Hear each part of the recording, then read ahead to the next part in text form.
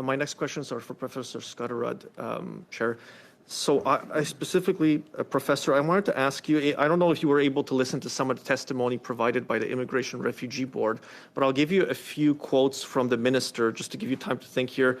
The immigration minister said that the system is out of control, and then he was quoted as saying in an article September 22nd, 2024, that there was an, quote, alarming trend of more international students claiming asylum. And you had written about in the past that international students were being made to pay exorbitant tuition premiums in Canadian college programs.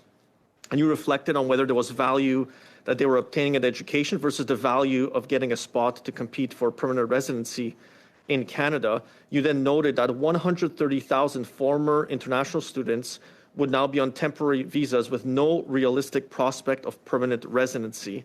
Seeing the numbers at the Immigration Refugee Board, the total volume of backlog is over 250,000 as of the end of October. It was 218,000 at the end of July, which is a 32,000 backlog increase in the last 2 months. Do you have any concerns? Can you maybe expand on what you were saying originally about these 130,000 international students who have no prospects of getting permanent residency in Canada? Professor Scudderud. Yeah, so I have a lot to say about that. Before I do that, though, I just want to make sure, is it okay for me to leave at 1 o'clock? My understanding was this meeting would be over at 1. I got to go teach a class. Am I going to get in trouble if I take off? No problem. You can take off. Okay, good.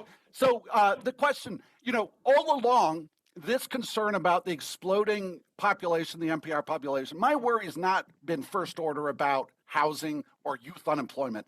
It has been that it's been very clear in the data. I'm on a TVO interview, I think from 2 years ago, drawing attention to this. What we had was a bulging population of non-permanent residents who are seeking a pathway to permanent residency.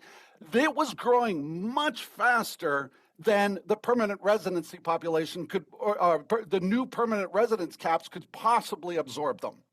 So the writing has been on the wall for very long that this is not sustainable, that what is going inevitably to happen is that people have come here under a reasonable expectation that they are going to be able to make a transition to PR status, and they're not going to be able to do that now. And what's going to happen is their visas are going to expire, and unfortunately, there's a huge data problem behind this, and that is that Statistics Canada, the way that we count the population is we assume when the visa expires, they've left. So the data might show that the population is stabilizing, but we don't even know if they, because we don't track exits in this country in the data.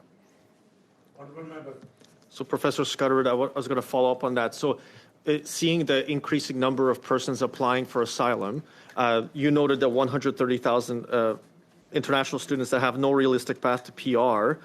What do you think will happen then in the future? And do you have, you've been, warning the ministry for at least 2 years publicly, and that TVO interview, which I also saw, warning publicly that the decisions made by the previous immigration ministers were going to lead to a moment like this with this large bulge in population of non-permanent residents, having no choices, being unjustly put in a very difficult position. So can you just expand on what you think will happen in the coming months? Professor, brief answer, time is up. Go ahead, if brief answer is fine.